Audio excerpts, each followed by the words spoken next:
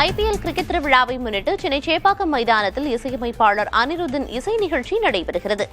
நாளை சென்னை மும்பை அணிகள் சேப்பாக்கத்தில் மோதுகின்றன. போட்டிக்கு முன்னதாக அனிருத்தின் இசை நிகழ்ச்சி நடைபெறும் என தெரிவிக்கப்பட்டுள்ளது.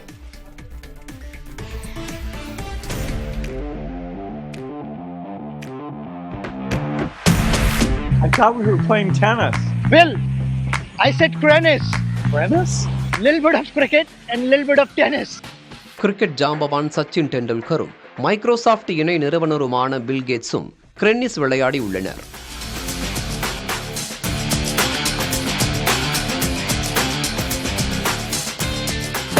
Bill, you are out. One tip, one hand. Gully tennis. I was just getting used to pickleball. Tennis மட்டைகளை கொண்டு பந்தை அடித்து விளையாடும் இந்த விளையாட்டின் வீடியோவை சச்சின் டெண்டுல்கர் தனது எக்ஸ் தளத்தில் பதிவிட்டுள்ளார். மேலும் பில் கேட்ஸுக்கு பேட் செய்ய கற்றுக் கொடுத்த சச்சின் அவருடன் சேர்ந்து கிரிக்கெட்டும் விளையாடியுள்ளார்.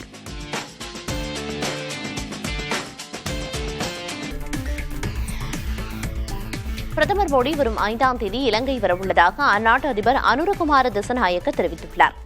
அந்நாட்டு நாடாளுமன்றத்தில் பேசிய அவர், நாட்டின் ஸ்திரத்தன்மை காரணமாகவே மோடி வருவதாகவும், அவர் வருகையின் போது திரிகோணமலையில் அமையவுள்ள சம்போர் மின் உற்பத்தி நிலையத்தின் கட்டுமான பணிகள் தொடங்க உள்ளதாகவும் தெரிவித்தார்.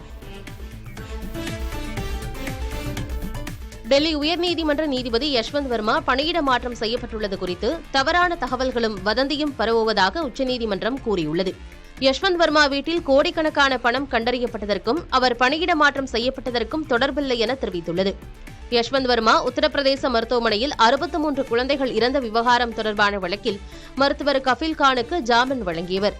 தங்களுக்கு எதிரான வருமான வரித்துறையின் நடவடிக்கையை எதிர்த்து காங்கிரஸ் துறந்த மனுவை தள்ளுபடி செய்தவர். அரசு பணி ஒப்பந்தங்களில் இஸ்லாமியர்களுக்கு 4% இடஒதுக்கீடு வழங்கும் சட்டத்திருத்த மசோதா பாஜகவினரின் கடும் அமளிகளுக்கிடையில் கர்நாடக சட்டப்பேரவையில் நிறைவேறியது. இந்த மசோதாவின்படி 2 கோடி ரூபாய்க்கு கீழ் உள்ள ஒப்பந்தங்களில் 4% இஸ்லாமியர்களுக்கு வழங்கப்படும். இம்மசோதா அரசமைப்பிற்கு எதிரானது என குற்றஞ்சாட்டியுள்ள பாரதிய ஜனதா கட்சி இதை எதிர்த்து நீதிமன்றத்தை அணுகப் போவதாக தெரிவித்துள்ளது. சிவகங்கை மாவட்டம் சிங்கம்புணரி மக்கண்டான் கண்மாயில் பாரம்பரிய மீன்பிடி திருவிழா நடைபெற்றது. சிறியவர்கள் முதல் பெரியவர்கள் வரையில் ஏராளமானோர் கண்மாய்க்குள் இறங்கி கொசு வலை, வலை, கச்சா, பரி உள்ளிட்டவற்றை கொண்டு மீன்களை பிடித்து மகிழ்ந்தனர். புதுக்கோட்டை மாவட்டம் அன்னவாசல் அருகே கீழக்குறிச்சி கிராமத்தில் ஜல்லிக்கட்டு போட்டி விமர்சையாக நடைபெற்றது. அய்யனார் கோவில் விழாவை முன்னிட்டு நடைபெற்ற ஜல்லிக்கட்டை இலுப்பூர் வருவாய் கோட்டாட்சியர் அக்பர் அலி மற்றும் முன்னாள் அமைச்சர் விஜயபாஸ்கர் ஆகியோர் தொடங்கி வைத்தனர். 600 காளைகளை அடக்குவதற்காக 250 மாடுபிடி வீரர்கள் களமிறங்கினர்.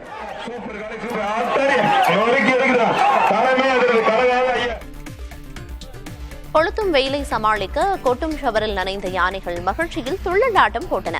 திருச்சி எம்ஆர்பாளையம் யானைகள் மறுவாழ்வு முகாமில் ஷவர் போன்ற அமைப்பு ஏற்பாடு செய்யப்பட்டிருக்கும் நிலையில் அதில் உள்ள நீர் தெளிப்பானிலிருந்து கொட்டிய நீர் சாரல் மழை என பெய்தது. வெயிலின் வெப்பத்தில் தவித்த யானைகள் குற்றால நீரில் குளிப்பது போல உயரமாய் நின்று உடல் உஷ்ணத்தை தணித்துக் கொண்டன.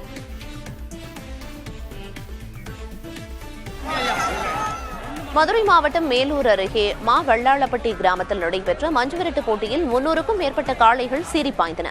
முன்னதாக கிராம மக்கள் ஜவுளி பொட்டலங்களை சுமந்து வந்து தனித்தனியே காளைகளுக்கு மரியாதை செய்தனர். தொடர்ந்து நடைபெற்ற மஞ்சுவிரட்டு போட்டியில் 5 வீரர்கள் லேசான காயமடைந்தனர்.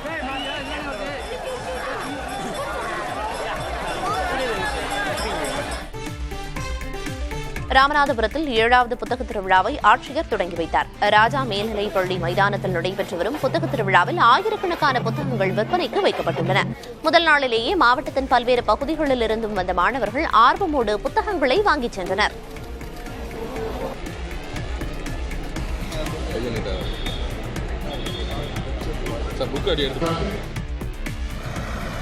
திருவாரூரில் கோடை மழையால் பாதிக்கப்பட்ட பயிர்களை விவசாயிகள் அழித்தனர். பயிர்களை கணக்கெடுக்க அதிகாரிகள் வராததால் வேதனையடைந்த விவசாயிகள் எள், பருத்தி, பச்சை பயிறு உள்ளிட்ட சேதமடைந்த பயிர்களை அழித்தனர். அடுத்த பயிர் சாகுபடியை தொடங்குவதற்காக பயிர்களை அழித்ததாக தெரிவித்த விவசாயிகள் விதைப்பதற்காக செலவான தொகையையாவது நிவாரணமாக வழங்க வலியுறுத்தினர்.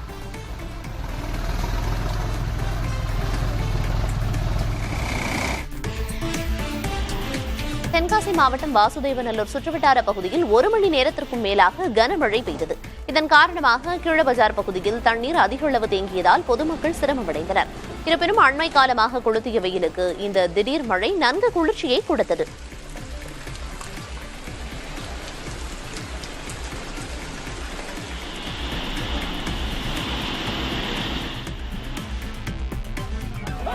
கிருஷ்ணகிரி மாவட்டம் தளி அருகே விளைநிலங்களில் புகுந்த யானைகளால் கிராம மக்கள் அச்சமடைந்தனர்.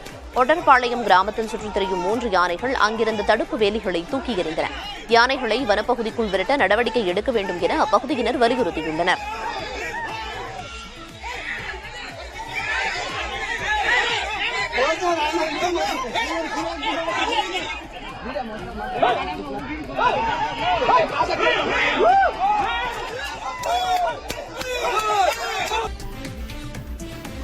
தமிழகத்தில் முதல் முறையாக மாநகராட்சி சார்பில் வழங்கப்படும் பிறப்பு மற்றும் இறப்பு சான்றிதழ்களை வீடு தேடி வழங்கும் திட்டம் தஞ்சாவூர் மாநகராட்சியில் தொடங்கப்பட்டுள்ளது.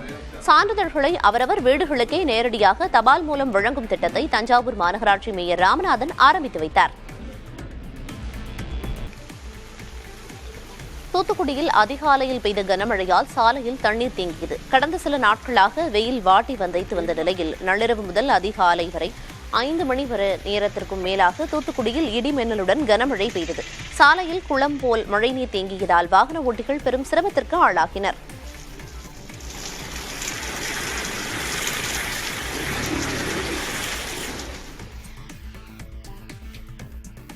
நாடு முழுவதும் கடந்த ஆண்டை விட இந்த ஆண்டு 10,000க்கும் அதிகமாக ஷாகாக்கள் நடைபெறுவதாக RSS அமைப்பு தெரிவித்துள்ளது.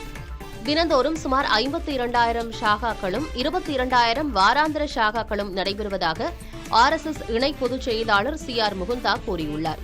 ஷாகாக்களில் RSS அமைப்பினர் தேசபக்தி பாடல்கள் பாடுவது நடைபெறும்.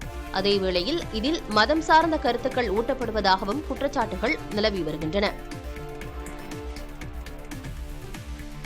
மக்களவை தொகுதி மறுசீரமைப்பில் தொகுதிகள் அதிகரிக்கப்பட்டால் தென் மாநிலங்களுக்கான தொகுதி விகிதாச்சாரத்தை பராமரிக்க வேண்டும் என RSS அமைப்பு கூறியுள்ளது. பெங்களூருவில் செய்தியாளர்களை சந்தித்த RSS இணை பொதுச் செயலாளர் CR முகுந்தா, ரூபாயின் குறியீடு மாற்றப்படுவது போன்ற செயல்கள் அரசியல் நோக்கம் கொண்டவை எனவும் நமக்குள் சண்டையிடுவது நாட்டிற்கு நல்லது அல்ல என்றும் கூறினார்.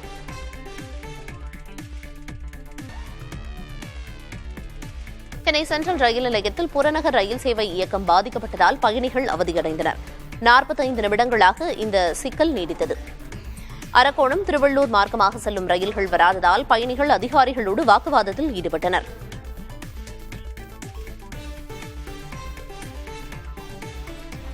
உடல் ரீதியாகவும் மன ரீதியாகவும் சில நொடிகள் கூட நிலையாக இல்லாதவர் பீகாரை மீண்டும் மீண்டும் அவமதிப்பதாக அம்மாநில முதல்வர் நிதிஷ்குமாருக்கு எதிர்க்கட்சித் தலைவர் தேஜஸ்வி யாதவ் கண்டனம் தெரிவித்துள்ளார். விழா ஒன்றில் தேசிய கீதம் இசைக்கப்பட்ட போது மேடையில் இருந்த தலைமைச் செயலரிடம் முதல்வர் நிதிஷ்குமார் சிரித்து பேசிக் கொண்டிருந்ததை சுட்டிக்காட்டி தேஜஸ்வி யாதவ் விமர்சனம் செய்துள்ளார். கோவை ஈஷா அறக்கட்டளை சார்பில் தகன மண்டபம் கட்டப்பட்டது தொடர்பாக தமிழ்நாடு அரசு பதிலளிக்க சென்னை உயர்நீதிமன்றம் உத்தரவிட்டுள்ளது. ஈஷா அறக்கட்டளை சார்பில் கால பைரவர் தகன மண்டபம் என்ற பெயரில் மின் தகன மேடை அமைக்கப்பட்டுள்ளது. குடியிருப்பு நீர்நிலை பகுதியில் சட்டவிரோதமாக இந்த தகன மேடை அமைக்கப்பட்டுள்ளதாகவும் அதை அகற்ற உத்தரவிட வேண்டும் என கோரியும் சென்னை உயர்நீதிமன்றத்தில் வழக்கு தொடரப்பட்டது. இந்த வழக்கை விசாரித்த நீதிபதிகள் அரசு மற்றும் தனியார் சார்பில் கட்டப்படும் தகன மேடைகளை பராமரிப்பது தொடர்பாக ஏதேனும் விதிமுறைகள் உள்ளதா என கேள்வி எழுப்பினர். மேலும் ஈஷா கட்டியுள்ள தகன மேடை தொடர்பாக அரசின் நிலைப்பாடு என்ன என்பது குறித்து கோவை மாவட்ட ஆட்சியரும் மாவட்ட வன அதிகாரியும் 2 வாரத்திற்குள் பதிலளிக்குமாறு உத்தரவிட்டுள்ளனர். கர்நாடகாவில் அழைப்பு விடுக்கப்பட்டுள்ள 12 மணி நேர பந்த் காரணமாக போக்குவரத்தில் லேசான பாதிப்பு ஏற்பட்டுள்ளது. பெலகாவி மாவட்டத்தில் கடந்த மாதம் அரசு பேருந்து நடத்துனர் ஒருவர் மராத்தி மொழி பேசாததால் அவர் மீது தாக்குதல் நடத்தப்பட்டது. இந்த சம்பவத்தை கண்டித்து கன்னட ஆதரவு அமைப்பினர் 12 மணி நேர முழு அடைப்பிற்கு அழைப்பு விடுத்திருந்தனர். அதன்படி இன்று காலை 6 மணி முதல் போராட்டம் தொடங்கியது. இந்த போராட்டத்திற்கு ஓலா, ஊபர் ஆட்டோ சங்கங்கள், தனியார் பேருந்து ஓட்டுநர்களும் ஆதரவளித்துள்ளனர். இதனால் கர்நாடகாவில் பல இடங்கள் வாகனங்கள் இன்றி வெறிச்சோடி காணப்பட்டன. தமிழக கர்நாடக மாநில எல்லையான அத்திப்பள்ளியில் தமிழ்நாட்டிலிருந்து செல்லும் வாகனங்களை தடுத்து நிறுத்தி கன்னட அமைப்பினர் போராட்டத்தில் ஈடுபட்டுள்ளனர். போராட்டத்தில் ஈடுபட்டவர்களை காவல்துறையினர் கைது செய்ததை அடுத்து போக்குவரத்து சீரானது.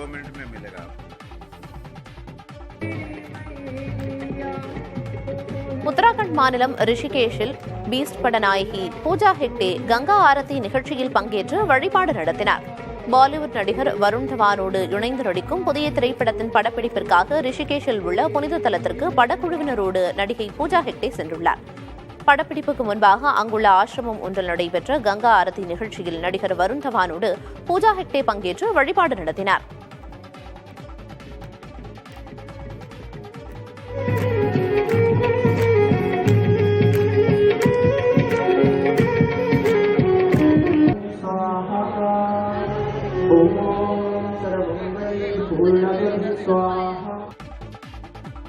நெல்லை மாவட்டம் கண்ணநல்லூர் ஊராட்சியில் கட்டுமான பணிகள் முடிந்தும் திறக்கப்படாமல் இருக்கும் தரைப்பாலத்தை விரைந்து பயன்பாட்டிற்கு கொண்டுவர வேண்டும் என பொதுமக்கள் வேண்டுகோள் விடுத்துள்ளனர்.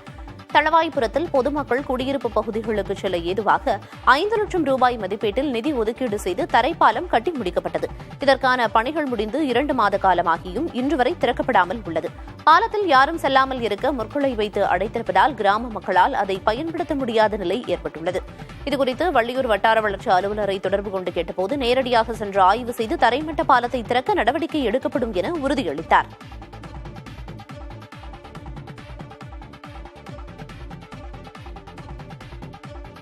முடிகொட்டும் பிரச்சினைக்கு சிறந்த தீர்வு.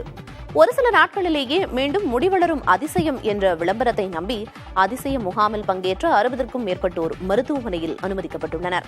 பஞ்சாப் மாநிலம் சங்ரூர் நகரில் அதிசயம் என்ற பெயரில் நடத்தப்பட்ட முகாமில் ஏராளமானோர் பங்கேற்றனர். இதில் பங்கேற்றவர்களுக்கு சில நாட்களிலேயே முடிவளரும் என கூறி தலையில் தடவிக்கொள்ள கலவை ஒன்றை கொடுத்ததாக கூறப்படுகிறது. அதனை தலையில் தடவிக்கொண்ட பலருக்கு தீவிர கண்ணெரிச்சல் ஏற்பட்ட நிலையில் 65 பேர் அருகில் உள்ள மருத்துவமனைகளில் சிகிச்சைக்காக அனுமதிக்கப்பட்டுள்ளனர்.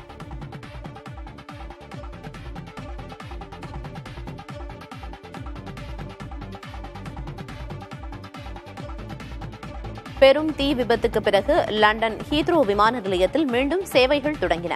உலகின் பரபரப்பான விமான நிலையங்களில் ஒன்றான லண்டன் ஹீத்ரோ விமான நிலையம் அருகே உள்ள மின் நிலையத்தில் கடந்த வியாழன் இரவு தீ விபத்து ஏற்பட்டது. இதன் காரணமாக ஒரு நாள் முழுக்க விமான நிலையம் மூடப்பட்டது. இதனால் ஹீத்ரோவில் தரையிறங்க வேண்டிய ஆயிரக்கணக்கான விமானங்கள் வேறு விமான நிலையங்களுக்கு திருப்பிவிடப்பட்டு தரையிறக்கப்பட்டன. ஹீத்ரோ விமான நிலையத்திற்கு பயணிகள் வரவேண்டாம் எனவும் அறிவுறுத்தப்பட்ட நிலையில் சுமார் 2 லட்சம் பயணிகள் பாதிக்கப்பட்டனர். இந்நிலையில் சிரமத்திற்கு வருந்துவதாக விமான நிலைய நிர்வாகம் தெரிவித்துள்ளது. தீ விபத்துக்கான காரணம் குறித்து விசாரணைக்கு பின் விளக்கமளிக்கப்படும் எனவும் தெரிவிக்கப்பட்டுள்ளது. நெல்லை தச்சநல்லூர் பகுதியில் மாநகராட்சி சார்பில் விநியோகம் செய்யப்பட்ட குடிநீரில் சிறிய அளவிலான பாம்பு இருந்ததால் பரபரப்பு ஏற்பட்டது. தண்ணீரில் சாக்கடை நீர் கலப்பு, கலங்கலான குடிநீர் விநியோகம் என பல்வேறு குற்றச்சாட்டுகளை பொதுமக்கள் வைத்து வரும் நிலையில் குடிநீர் குழாயில் தண்ணீருடன் சிறிய பாம்பு ஒன்று வந்திருப்பது அதிர்ச்சியை ஏற்படுத்தியுள்ளது. இதுபோன்ற சம்பவங்கள் இனி நடைபெறாமல் இருக்க மாநகராட்சி அதிகாரிகள் உரிய நடவடிக்கை எடுக்க வேண்டும் என அப்பகுதி மக்கள் வலியுறுத்தியுள்ளனர். குறுக்குத்துறை, கொண்டாநகரம், அரியநாயகிபுரம், மணப்படை வீடு போன்ற இடங்களுக்கு தாமிரபரணி ஆற்றில் உறைகிணறுகள் அமைத்து அதிலிருந்து குழாய்கள் மூலம் தண்ணீரை விநியோகம் செய்யப்படுகிறது. ஹிந்தி திரையுலகில் கலைஞர்களுக்கு உரிய அங்கீகாரம் கிடைப்பதில்லை, நிறைய ஈகோ இருக்கிறது என நடன இயக்குநர் கணேஷ் ஆச்சாரியா தெரிவித்திருக்கிறார். ஹிந்தி திரையுலகைச் சேர்ந்த யாரும் அவர்களது வெற்றிக்கு தனக்கு கிரெடிட் கொடுத்ததில்லை எனவும், ஆனால் அல்லு அர்ஜுன் புஷ்பா பட வெற்றி விழாவிற்கே அழைத்ததாகவும் தெரிவித்துள்ளார். உங்களால் தான் எனக்கு பாராட்டுக்கள் கிடைக்கிறது என அல்லு அர்ஜுன் கூறியதாகவும் குறிப்பிட்டுள்ளார். அமைச்சர் செந்தில் பாலாஜிக்கு எதிரான வழக்குகளை சேர்த்து விசாரிக்க எதிர்ப்பு தெரிவித்த மனு மீதான தீர்ப்பை சென்னை உயர்நீதிமன்றம் தேதி குறிப்பிடாமல் தள்ளி வைத்துள்ளது. போக்குவரத்து துறையில் வேலை வாங்கி தருவதாக கோரி பணம் பெற்று மோசடி செய்ததாக செந்தில் பாலாஜிக்கு எதிராக தொடரப்பட்ட வழக்குகளை சேர்த்து விசாரிக்க எதிர்ப்பு தெரிவித்து ஊழல் எதிர்ப்பு இயக்கம் மனு தாக்கல் செய்திருந்தது. நீதிபதி ஜி.கே. இளந்திரையன் முன்பு இந்த மனு விசாரணைக்கு வந்தபோது அனைத்து வழக்குகளையும் சேர்த்து விசாரித்தால் விசாரணை முடங்கும் என்று மனுதாரர் தரப்பில் தெரிவிக்கப்பட்டது. 600க்கும் அதிகமான சாட்சிகளிடம் குறுக்கு விசாரணையை முடிக்க 1500 ஆண்டுகள் ஆகும் என்பதால் வழக்குகளை தனித்தனியாக விசாரிக்க உத்தரவிடுமாறு வாதிடப்பட்டது. ஒரே மாதிரியான குற்றச்சாட்டுகளை கொண்ட வழக்குகளை சேர்த்து விசாரிப்பது சிறப்பு நீதிமன்றத்தின் முடிவுதான் என காவல்துறை தரப்பில் தெரிவிக்கப்பட்டது. வழக்குகளை சேர்த்து விசாரிக்க சிறப்பு நீதிமன்றம் பிறப்பித்த உத்தரவு சரிதான் என்று செந்தில் பாலாஜி தரப்பில் தெரிவிக்கப்பட்டது. அனைத்து தரப்பு வாதங்களையும் கேட்ட நீதிபதி மனு மீதான தீர்ப்பை தேதி குறிப்பிடாமல் ஒத்திவைத்தார். வேலூர் மாவட்டத்தில் வாரச்சந்தையை ஏலமெடுப்பதில் இரு தரப்பினருக்கிடையே ஏற்பட்ட வாக்குவாதத்தால் பரபரப்பு நிலவியது. குடியாத்தம் அருகே தமிழ்நாடு ஆந்திர எல்லையில் வரதராமில் வாரந்தோறும் கூடும் சந்தை மிகவும் பிரபலமானது. இரு மாநிலங்களையும் சேர்ந்த வியாபாரிகளும் மக்களும் வந்து செல்வது வழக்கம். இந்த சந்தையை ஏலமிடும் நிகழ்ச்சி குடியாத்தம் வட்டார வளர்ச்சி அலுவலகத்தில் நடைபெற்றது. இதில் 150க்கும் அதிகமான வியாபாரிகள் கலந்து கொண்டனர். ஏலம் நடந்து கொண்டிருந்த போது இரு தரப்பினரிடையே திடீரென வாக்குவாதம் ஏற்பட்டது. ஒரு கட்டத்தில் பெரும் கூச்சல் குழப்பத்துடன் கைகலப்பாக மாறியது. காவல்துறையினர் அவர்களை தடுக்க முற்பட்டனர். பெரும் முயற்சிக்கு பிறகு அங்கிருந்தவர்கள் அமைதியடைந்தனர். பின்னர் காவல்துறையினரின் பாதுகாப்புடன் ஏலம் நடந்து முடிந்தது. 28,21,000 ரூபாய்க்கு வரதராமி வாரச்சந்தை ஏலம் போனது.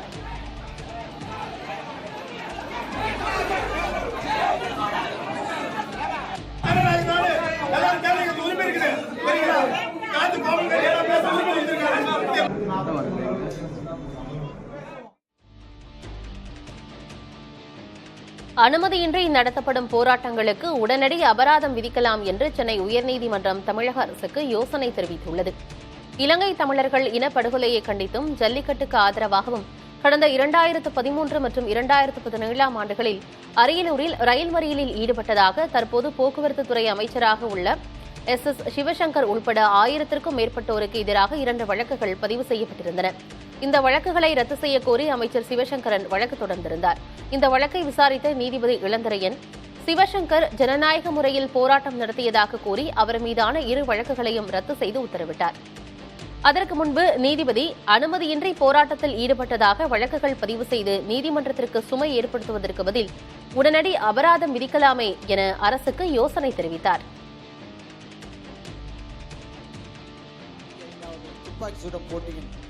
அகில இந்திய காவல்துறையின் 25வது துப்பாக்கி சுடுதல் போட்டியின் நிறைவு விழாவில் துணை முதல்வர் உதயநிதி ஸ்டாலின் விருதுகளை வழங்கினார். தமிழ்நாடு காவல்துறை 3வது முறையாக நடத்திய இந்த போட்டி சென்னை எழும்பூர் ராஜரத்தினம் விளையாட்டரங்கில் நடைபெற்றது. நேற்று மாலை நடைபெற்ற பிரம்மாண்டமான நிறைவு விழாவில் கலந்து கொண்ட உதயநிதி ஸ்டாலினுக்கு அணிவகுப்பு மரியாதை அளிக்கப்பட்டது.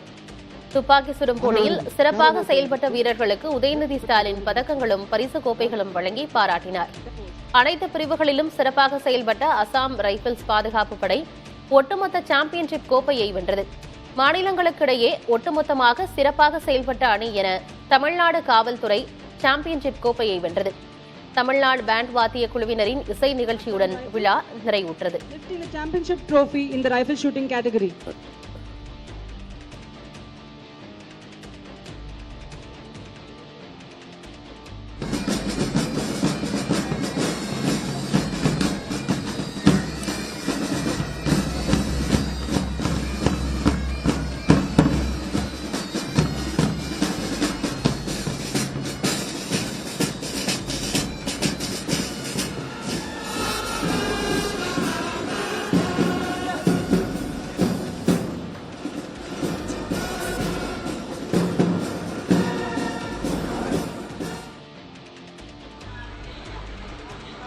பழனி பேருந்து நிலையத்தில் மதுபோதையில் சுற்றித் திரிந்த நபர் அரசு பேருந்து கண்ணாடியை உடைத்ததால் பரபரப்பு ஏற்பட்டது.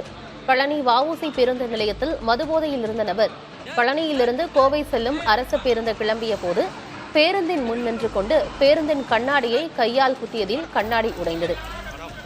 விவரமறிந்து சம்பவ இடத்திற்கு வந்த காவலர்கள் பேருந்து கண்ணாடியை உடைத்த நபரை அங்கிருந்து அழைத்து சென்றனர். காவல்துறை விசாரணையில் அந்நபர் புதுக்கோட்டை மாவட்டம் குளத்தூரைச் சேர்ந்த 21 வயது இளைஞர் வினோத் என்பதும் அவர் மனநலன் சரியில்லாததால் உறவினர்கள் அவரை பேருந்து நிலையத்தில் விட்டுவிட்டு போய்விட்டதும் தெரியவந்தது.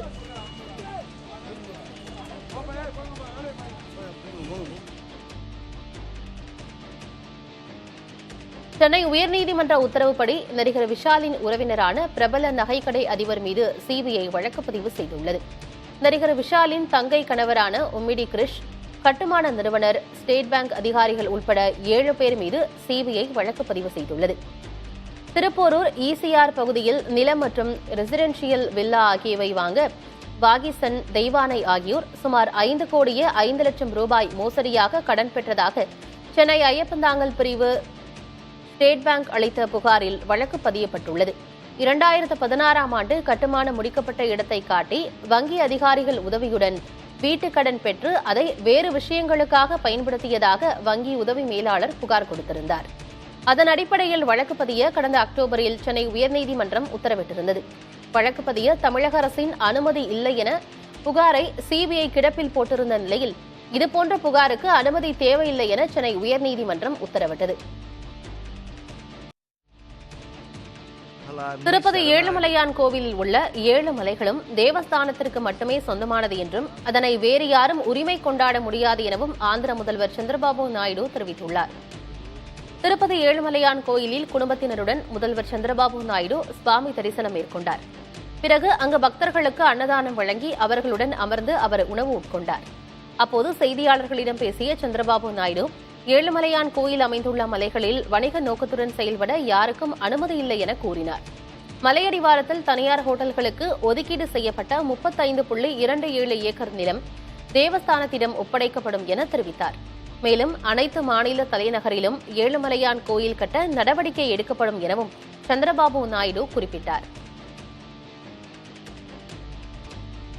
உலக அழகி பட்டம் வென்றவரும் நடிகையுமான பிரியங்கா சோப்ரா சாலையில் கொய்யாப்பழம் விற்கும் பெண்ணின் செயலால் ஈர்க்கப்பட்டது குறித்து இன்ஸ்டாகிராமில் வெளியிட்ட காணொலி வைரலாகியுள்ளது. விசாகப்பட்டினம் விமான நிலையத்துக்கு செல்லும் வழியில் தனது கார் சிக்னலில் நிற்கும் போது சாலையில் ஒரு பெண் கொய்யாப்பழம் விற்றுக் கொண்டிருப்பதை பார்த்துள்ளார் பிரியங்கா. கொய்யாப்பழம் தனக்கு மிகவும் பிடிக்கும் என்பதால் அந்த பெண்ணிடம் 200 ரூபாயை கொடுத்து 150 ரூபாய்க்கான கொய்யாப்பழங்களை வாங்கியுள்ளார். மீது 50 ரூபாயை அந்த பெண்ணையே வைத்துக் கொள்ள சொல்லியிருக்கிறார். சற்று தூரம் நடந்து சென்ற அந்த பெண் மீண்டும் பிரியங்காவிடம் வந்து மேலும் 2 கொய்யாப்பழங்களை கொடுத்துள்ளார். வாழ்வாதாரத்துக்காக சாலையில் கொய்யாப்பழம் விற்கும் அந்த பெண் தானமாக எதையும் பெற விரும்பவில்லை என்பதை கண்டு ஈர்க்கப்பட்டதாக இன்ஸ்டாகிராம் காணொலியில் பிரியங்கா கூறியுள்ளார்.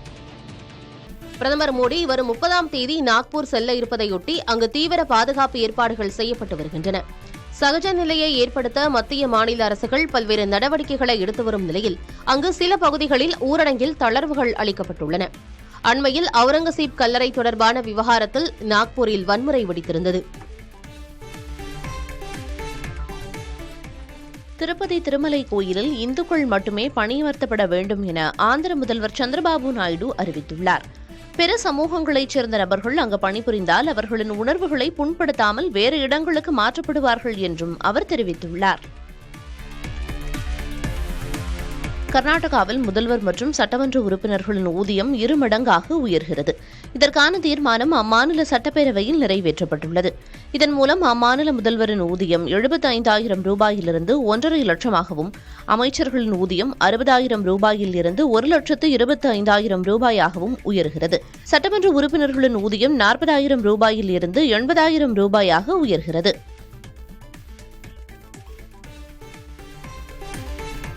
இந்தியாவில் புற்றுநோய் பாதிப்பு அதிகம் உள்ள 5 மாநிலங்களில் தமிழகமும் ஒன்று என மத்திய சுகாதார அமைச்சகம் மக்களவையில் தெரிவித்துள்ளது. இதில் முதலிடத்தில் உத்தரப்பிரதேச மாநிலம் உள்ளது. புற்றுநோய் பாதிப்பு குறித்த தொடர் ஆய்வுகளை இந்திய மருத்துவ ஆராய்ச்சி கவுன்சில் மேற்கொண்டு வரும் நிலையில் நடப்பாண்டு நாடு முழுவதும் 15,69,793 பேர் புற்றுநோயால் பாதிக்கப்பட்டிருப்பதாக தெரிவிக்கப்பட்டுள்ளது. மதுரை எய்ம்ஸ் மருத்துவக் கல்லூரி மருத்துவமனையின் முதற்கட்ட பணிகள் 26 விழுக்காடு நிறைவடைந்துள்ளதாக மத்திய சுகாதார அமைச்சகம் மக்களவையில் விளக்கமளித்துள்ளது. திமுக எம்பி தயாநிதி மாறனின் கேள்விக்கு விளக்கமளித்த மத்திய இணையமைச்சர் பிரதாப் ராவ் ஜாதவ், மதுரை எய்ம்ஸ் கட்டுமான பணிகள் 2026ஆம் ஆண்டு அக்டோபர் மாதம் நிறைவடையும் என்று தெரிவித்தார். இங்கிலாந்து பல்கலைக்கழகங்கள் கடும் நிதி நெருக்கடியில் தத்தளித்து வருகின்றன. அந்நாட்டு பல்கலைக்கழகங்களில் சேரும் வெளிநாட்டு மாணவர்களின் எண்ணிக்கை இந்த ஆண்டு 40% வரை சரிந்தது நிதி நெருக்கடிக்கு முக்கிய காரணமாக கருதப்படுகிறது. இதில் இந்தியாவிலிருந்து அந்நாட்டிற்கு கல்வி பயில செல்லும் மாணவர்களின் எண்ணிக்கை மட்டும் 20% சரிந்துள்ளது.